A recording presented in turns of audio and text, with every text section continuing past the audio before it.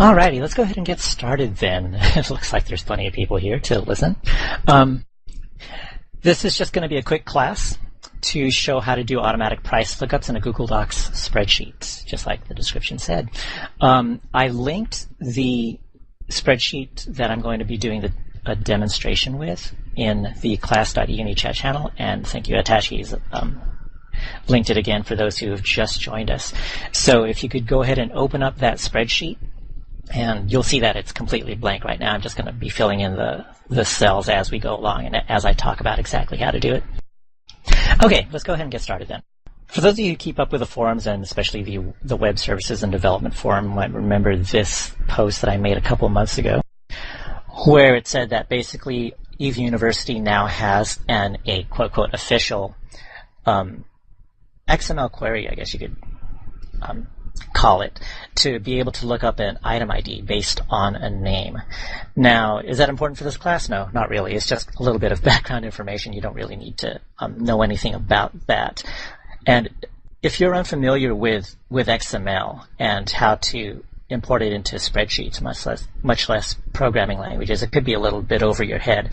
So for those of you who don't have any idea what the heck any of that means, then don't worry about it. This is going to be a super easy class, and I'll show you exactly how to do it by just copying and pasting certain things that I'll be typing in myself, so that you could make your own spreadsheets that will do your own automatic price lookups.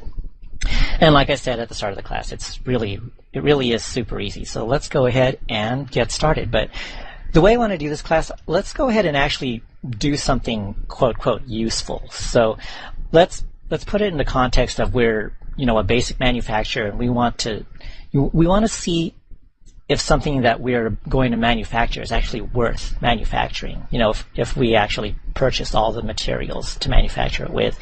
So anybody just give me something that a beginner to intermediate manufacturer would create. Nothing Tech 2, nothing totally advanced or anything like that. And just type it out in the class.E-UNI chat channel. Yeah, ammo might be pretty good, but give me a specific piece of ammo or specific module. Damage control. All right, let's do a damage control one. I linked the damage control one. 1 second. There, that's what we really want. It's the damage control one blueprint.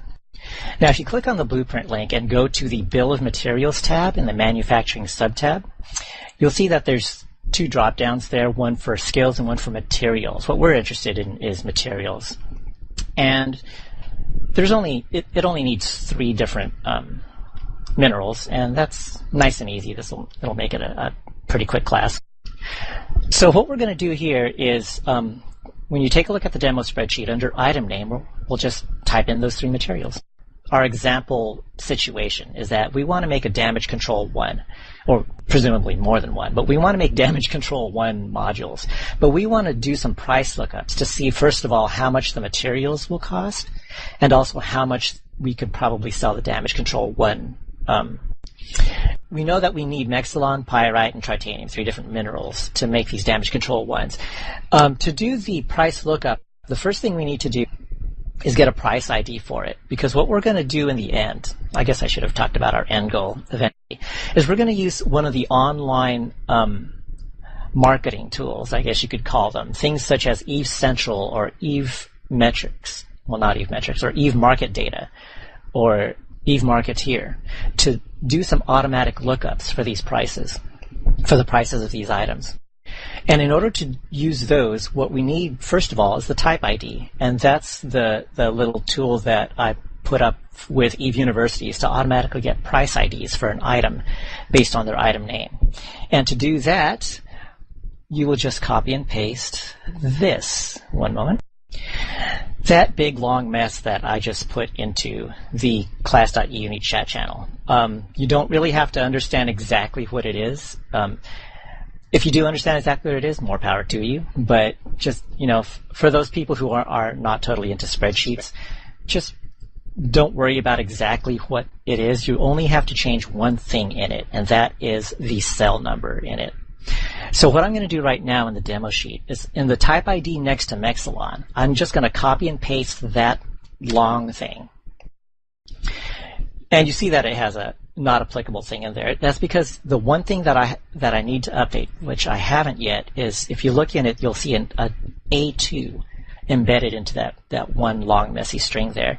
And we have to change that into the cell number or the cell location for the thing that we want to look up, which for this cell is Mexilon. So we want to change that to B2. So I'm just going to change it to B2 now. And you'll see that the type ID gets automatically filled in with the number 36.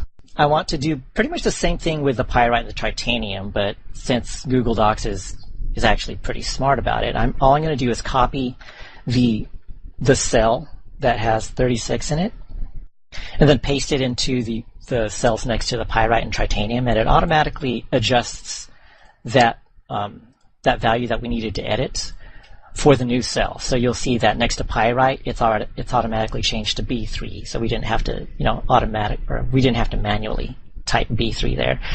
For the cell next to titanium, it automatically changed to B4, so that we don't have to manually type B4 there.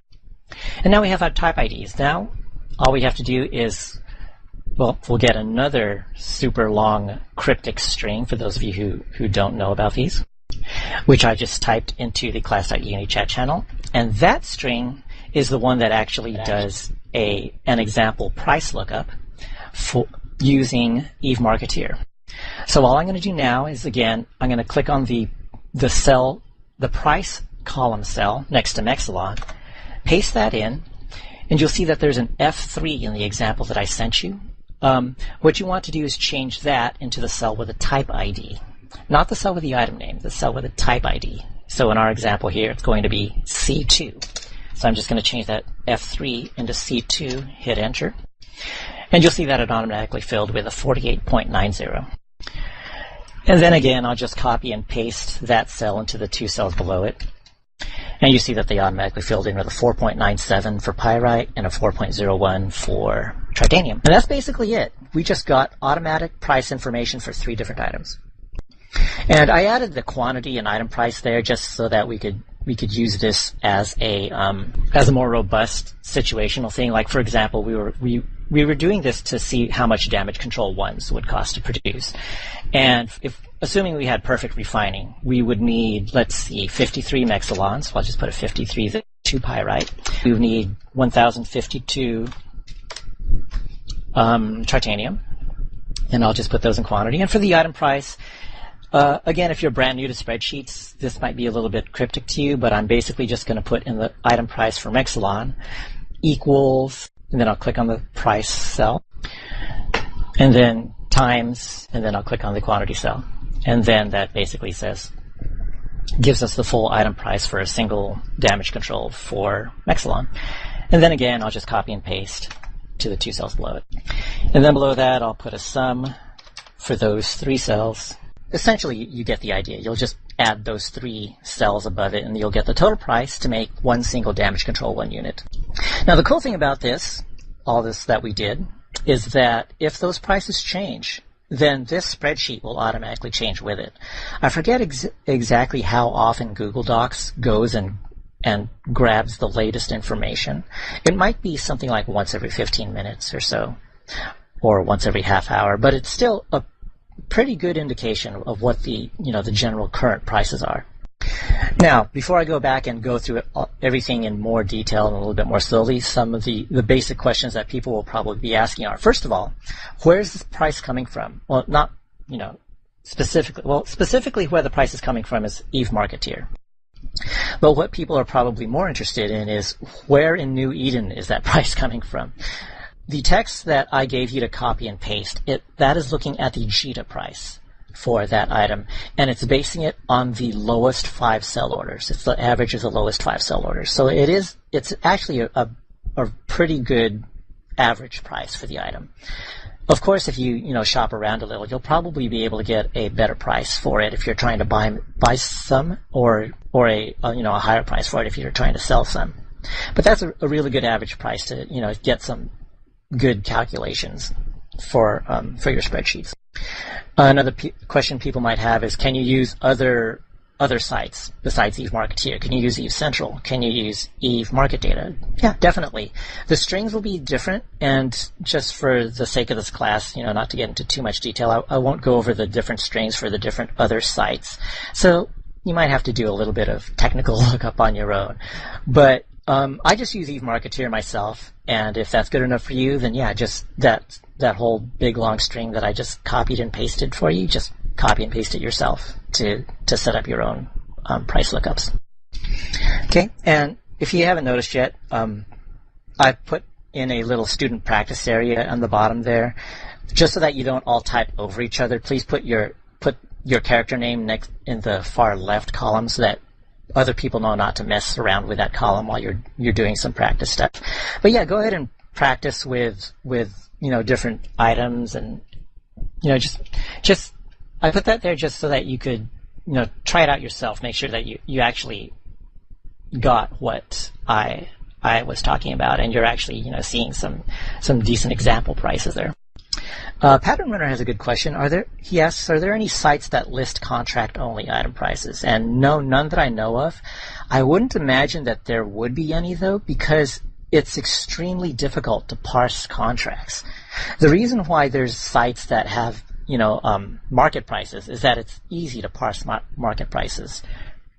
Well, for varying definitions of easy. But there's no easy way to parse contracts, at least none that anybody has actually developed yet. So I don't know of any sites that have contract prices. Oh, another question that people might have is, will this work in other spreadsheet applications? If they have an XML import function of some sort, then yes, it will work. The format might be different, so it may or may not be as easy as copying and pasting. This whole copying and pasting thing, it's guaranteed to work only for Google Docs because I use the Google Docs format for it. I know things like Excel and other high-end spreadsheet applications, they do have an XML import, definitely. I'm pretty sure OpenOffice does if you're looking for a free solution, but I haven't actually looked it up to be sure if OpenOffice does have an XML import. You might want to look it up, though, because I remember it was years ago, so it might be outdated information, but like a couple years ago, I did look into OpenOffice, and I couldn't find an XML import function. But then I discovered Google Docs, and I didn't really look all that hard. Zedron asks, I wonder if you can use server-side app to link with the Eve API so you can get quantity correctly for your character automatically, assuming that you can pull the ideal bill of materials in the first place. Yeah, you can definitely do that. I don't know if there's probably some sites out there that do it already, but I don't know of any public sites that do that already. I know that that some people have written tools that they use only for either for their own use or for their corporation's use and things like that. And for some reason, they try to keep that a kind of a guarded thing. They don't let the general public use it, as far as I know. Or at the very least, I don't know of any tool like that that's been made available to the general public. If anybody does know of a tool like that, though, definitely go ahead and post a link in class.E-UNI chat channel. But yeah, the reason why they would make it guarded, at least the most likely reason, is just so that they're not helping their competition, quote, quote. Because a tool like this is definitely something that would be very useful in quickly finding out, what may be some things that will give you the best profit levels. And if a whole lot of people, if your competition finds the same things that you do and starts flooding the market with more stuff, then, your own profit's going to go down because of the increased supply. So that's probably why they don't usually make tools like this public. But hey, this class was so that you could make your own little spreadsheet to do it. It won't automatically get the bill of materials for you. You still have to type in, the quantities and things like that. But it does help a lot. Okay, so for those of you who were, kind of left behind, I kind of went through the whole thing a little bit too quickly. Let's go ahead and go back through the two cells that are the most important thing. And those are the cells C2 and D2. The items that that we copied and pasted into C2 and D2 are basically the two items that I just copy and pasted into the class.E-UNI chat. So here's what's in C2 right now, that big old string. And again, you really don't need to know exactly what everything in there is. All you really need to be able to do is copy and paste that whole string. Obviously, don't paste my timestamp and my name and all that other stuff, but everything from the equals forward, you just need to be able to copy and paste that. Similarly, in the D2 cell is that string. And do note that they are different. They are very, very different. So it's not the same string you're copying into both cells. So that goes into the D2 cell. And the only thing that you need to change when you copy and paste those is in the first one, that B2, you see that there's a B2 right in the middle of that big long string there somewhere. You'll want to change that to the cell that has the name of the item that you're looking up. So that one is set to B2 because B2 has the word Mexilon in it. And that's the price that we wanted to look up, or the type ID that we wanted to look up is Mexilon. And then that'll put the type ID into that cell. For the D2 one, the value that you wanted to edit manually is C2. So you'll copy and paste that whole thing, but then you'll select that C2 thing, delete it, and type in the cell that has the type ID. Now, since in our example, C2 had the type ID, that's why C2 is in there right now. And then what that will do is for the D2 cell, it'll automatically look up price info for that item based on the type ID that it found. And yeah, that's the basic building blocks. So if anybody is still lost, we won't try to prolong this class anymore. So you could just go ahead and ask me personally at some point, and then I'll go over it with you in even more detail later on. But does anybody have any other questions about it? As I said, it's really straightforward. It's just a copying and pasting, basically two different things into two different cells. One does the type ID lookup. The other uses that type ID to do the price lookup. Oh, and I see somebody already put the total price cell, updated it for me. Thank you. So it costs 6.8K to make a single damage control tube. And the cool thing about it is that now we can actually do a price comparison. Let's go ahead and do that. Over here in B7, I'm going to put damage control 1. And then we'll do exactly the same thing as we did up top. Except that, there is one limitation of GoogleDocs, in that they only support 50 import XML functions, which means that they could only support 50 of these lookups. Each type ID is one lookup. Each price is another lookup. So we would technically have to do, or we would technically be limited to 25 items on a single spreadsheet.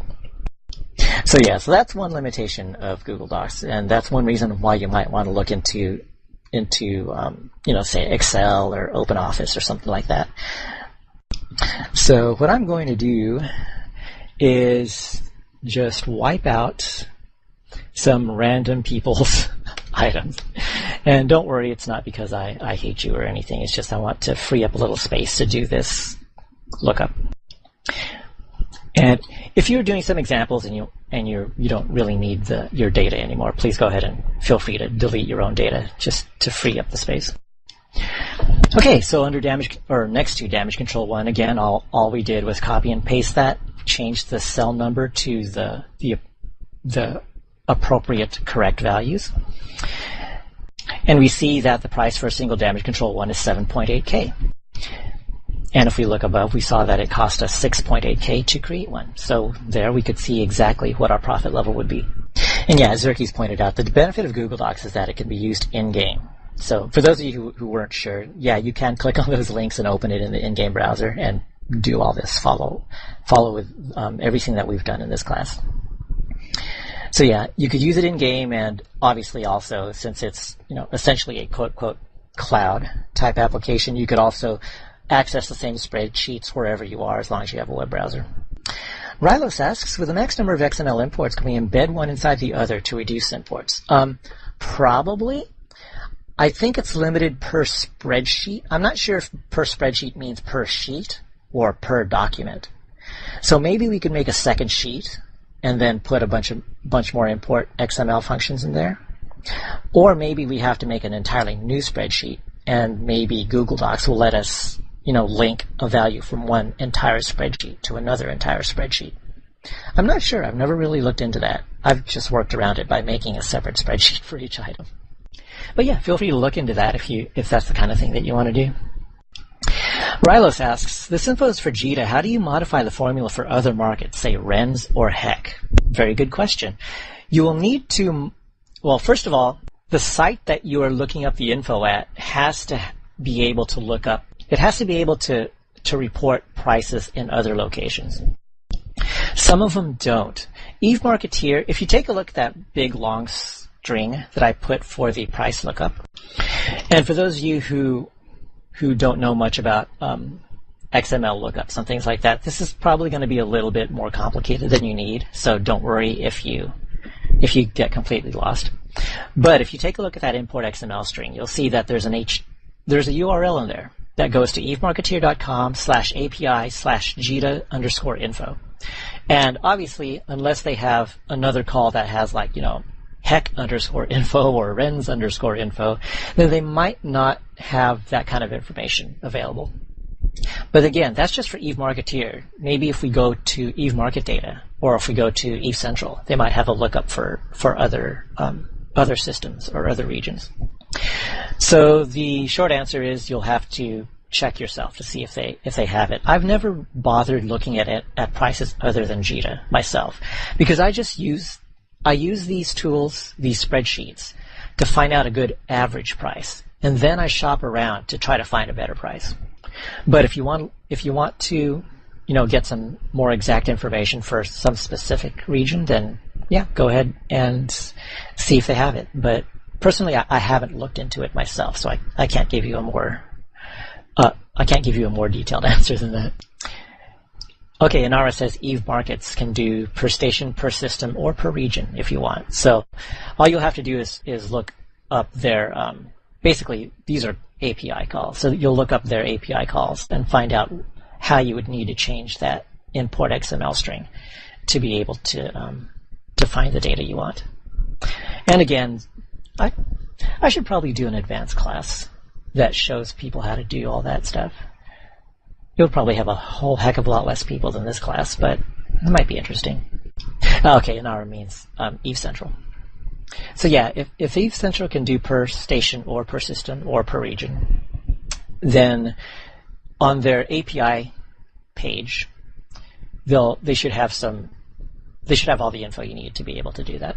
And then all you'd have to do, quote, quote, is to modify those strings that you've been copying and pasting.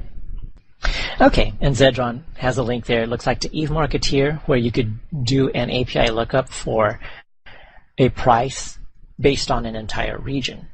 Note that the string that I had you copy and paste for the really basic stuff, that's only for GITA, and that's only, actually I forget if it's for the entire GITA system or for only GITA 4.4 station.